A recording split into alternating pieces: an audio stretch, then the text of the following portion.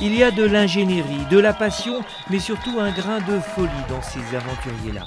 Le voyage qui commence à Chamonix aujourd'hui s'apparente à une croisière jaune, moderne, où l'aventure solitaire commence là, juste derrière la montagne.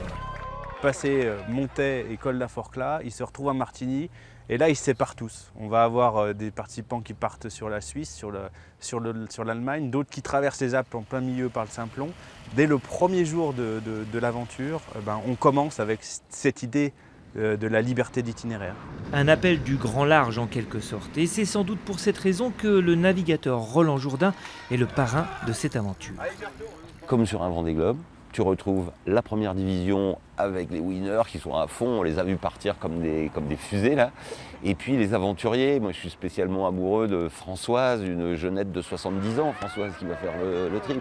Ce qu'on entend par développement durable, c'est d'abord le mieux vivre ensemble. Et là, ils vont faire quoi? Ils vont se débrouiller avec des gens et dans des endroits complètement inconnus, complètement improbables. Et ils vont le faire, quoi. Et je trouve ça vraiment génial.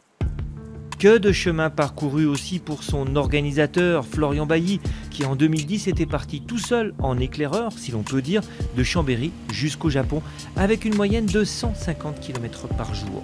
Là, cette année, nos grands champions s'élancent avec l'idée de rejoindre Canton en moins de 50 jours, ça veut dire 300 km par jour, grâce à l'énergie solaire. Donc, les chiffres en fait parlent d'eux-mêmes. L'énergie solaire adaptée au vélo, le progrès technique sur les batteries, le progrès technique sur les moteurs électriques.